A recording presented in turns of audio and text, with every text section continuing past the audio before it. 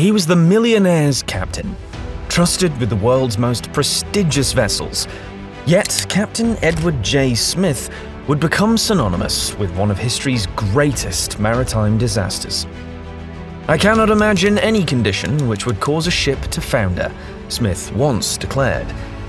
But in the early hours of April 15th, 1912, the unthinkable happened. The Titanic was sinking, and over 2,000 lives lay in his hands. Captain Smith's story is one of prestige, audacity, and ultimately, the weight of fate. Was he responsible for the tragedy? Could Captain Smith have saved more lives? Join us as we delve into the life of the man at the helm of the Titanic on that fateful night.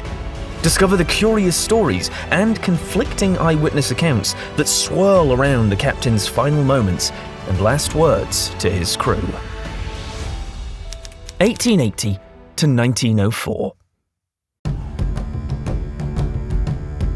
Captain Edward J. Smith didn't grow up by the sea. Hanley, his hometown, was deep in England's industrial heartland. Inspired by his half-brother, Joseph Hancock, Smith pursued a life at sea. At 17, he moved to Liverpool in 1867 to apprentice with Gibson & Co., beginning a maritime career that spanned 4 decades.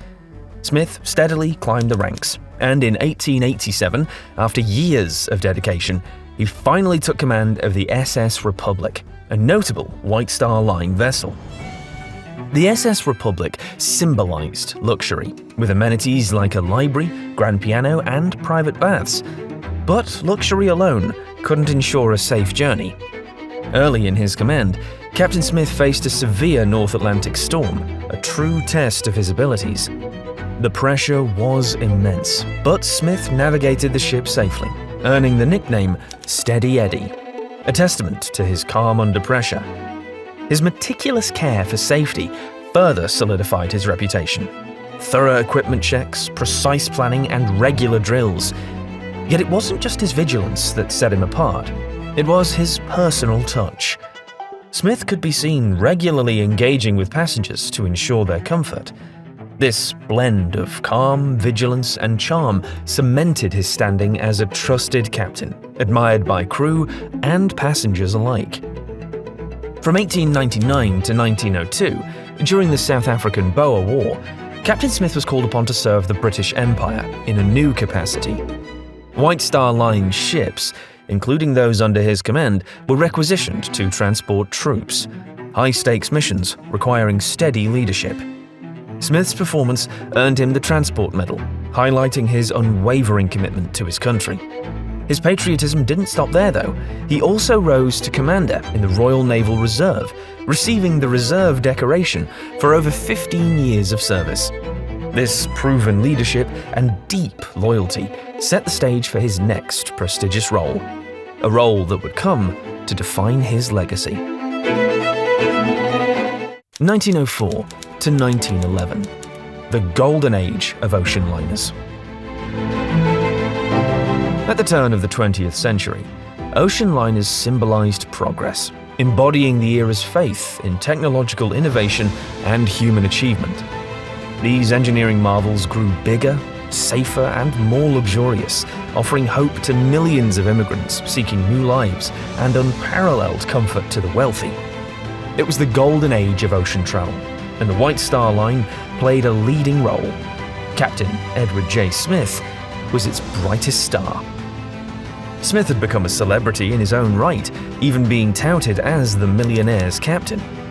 Revered for his charisma and personal touch, White Star entrusted him with their most prestigious ships, like the RMS Baltic and RMS Adriatic. About the Adriatic, Captain Smith reflected on his nearly 4 decades at sea, describing his career as uneventful. He remarked, "In all my years, I've never been in any significant accident. I've never seen a wreck and have never been wrecked myself, nor have I faced any situation that seemed likely to end in disaster." This statement has a sense of humility, almost as if he's lamenting the lack of challenges that could have tested his skills more fully. He added, "I cannot imagine any condition which would cause a ship to founder. I cannot conceive of any vital disaster happening to this vessel. Modern shipbuilding has gone beyond that." There's almost a sense of hubris in his comment, and it perfectly reflects the era's belief that these grand vessels were infallible.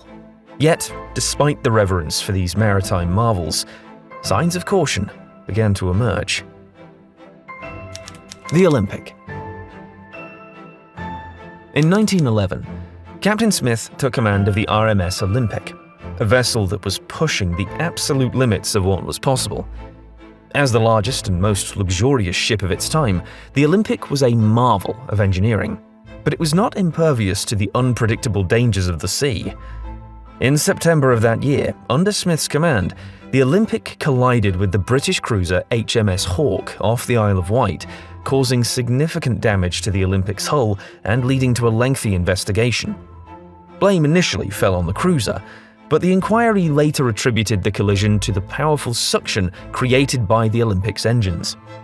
Only months later, in February 1912, the Olympic lost a propeller blade while at sea. Despite these close calls, Smith navigated the vessel safely back to port each time. White Star's confidence in him remained unwavering. Less than a year later, Captain Smith would be entrusted with the maiden voyage of White Star's most ambitious creation yet, the Titanic. As Captain Smith stepped onto the bridge of the RMS Titanic, he must have been filled with pride. This ship was a marvel of modern engineering, a testament to human achievement. Touted as the epitome of safety, the Titanic boasted a double-bottom hull, flood-containing compartments, advanced water-removing pumps, remote watertight doors, and the latest wireless telegraph system. Not even God himself could sink this ship, boasted a crew member, a sentiment that reflected the collective confidence surrounding the voyage. Captain Smith, experienced, confident, and admired, stood at the helm as thousands gathered to witness the Titanic's departure, carrying some of the wealthiest and most influential passengers of the time. With a demanding schedule to meet and a reputation for excellence, Smith was ready to guide the Titanic across the Atlantic on what seemed to be a perfect voyage. Yet, the events that would soon unfold would forever mark this journey in history. April 10th, 1912. As the Titanic set out to sea, the scheduled lifeboat drill was unexpectedly cancelled, a decision that was strikingly out of character for Captain Smith, known for his rigorous commitment to safety. Some suggest he feared alarming passengers. Others believe the crew wasn't fully prepared. Whatever the reason, the absence of a drill left passengers potentially unprepared, and crew members uncertain of their duties in an emergency. Was this a simple oversight, or did it reflect a deeper sense of complacency? April 14th, 1912. Captain Smith seemed determined to keep the Titanic on schedule and arrive in New York in record time. So it was not surprising, if unnerving, that warnings from several ships of bergs, growlers, and field ice were all but ignored. Smith maintained full speed at 22.5 knots, 26 miles per hour, course-correcting only slightly southward. These were notably uncharacteristic decisions. As the Titanic sailed into the ice field, there was something else that was uncharacteristic, or rather, something that wasn't there at all. Where was Captain Smith? It was a calm, clear night as the Titanic sailed into the icy waters of the North Atlantic. Disaster struck at 11:40 p.m. when the ship collided with an iceberg. Captain Smith was not on the bridge at the time of the collision, but quickly returned to assess the situation. Though his absence during the crucial moment might raise questions, his swift return to the bridge suggests he understood the gravity of what had occurred. In the immediate aftermath, the Titanic appeared stable, but underneath the surface, a series of catastrophic failures were already in motion, leading to the ship sinking in less than 3 hours. The collision breached multiple watertight compartments, causing the ship to tilt, or list, to one side, making it increasingly difficult to launch many of the lifeboats, which had been insufficiently stocked. Now faced with an unmitigated disaster and precious little time, how did Captain Smith respond? Eyewitnesses provided varied and often conflicting accounts. Eyewitnesses cast doubt. Certain eyewitness accounts cast doubt on Captain Smith's abilities during the disaster. Frederick Fleet, the lookout who first spotted the iceberg, and Quartermaster George Thomas Rowe both recounted that after the collision, Captain Smith appeared stunned, standing in a dazed manner and giving few orders. Second Officer Charles Lightoller observed that the captain seemed overwhelmed, struggling to provide effective leadership, which contributed to critical delays. Shockingly, some officers were unaware the ship was sinking until shortly before it went down. Perhaps Smith was despondent, grappling with the shattering reality that this marvel of modern shipbuilding was fallible. Could his state of mind have led to an inability to adequately organize the crew? This could explain why officers were not immediately directed to load lifeboats. Other eyewitness accounts. Not all accounts were unfavourable, however. Certain eyewitnesses reported Captain Smith's valour transcending even the gravest of circumstances. Major Arthur Godfrey Peuchen of the Royal Canadian Yacht Club recalled how Captain Smith was doing everything in his power to get women into the boats and to see that they were lowered properly. Robert Williams Daniel, a first-class passenger, remembered Smith as the biggest hero I ever saw, describing how the captain stood on the bridge, shouting through a megaphone to make himself heard. As the ship continued to founder, some reports describe how Captain Smith leapt into the frigid waters, swimming from one piece of debris to another, offering aid wherever he could. According to accounts, after the ship had sunk, Captain Smith swam to a lifeboat with a baby in his arms, handed the infant to ship's cook, John Maynard, and then swam away into the darkness, refusing to abandon his post, even in those final moments. Perhaps the most poignant account captures the essence of Captain Smith's character in his last moments. As he rallied his crew, those nearby heard his final words. "Be British, boys. Be British."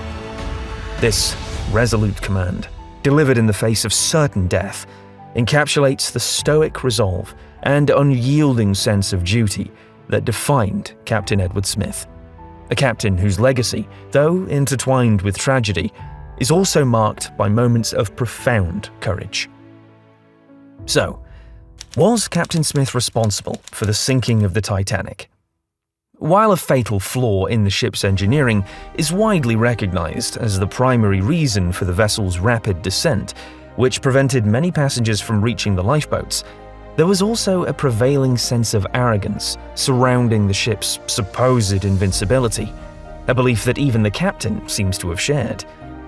Questions about the ship's speed and course, as well as the cancelled evacuation drill, still linger. How many lives might have been saved if different decisions had been made? We may never fully understand all the complexities of that fateful night, but Captain Smith will forever bear the burden of the Titanic's tragic fate.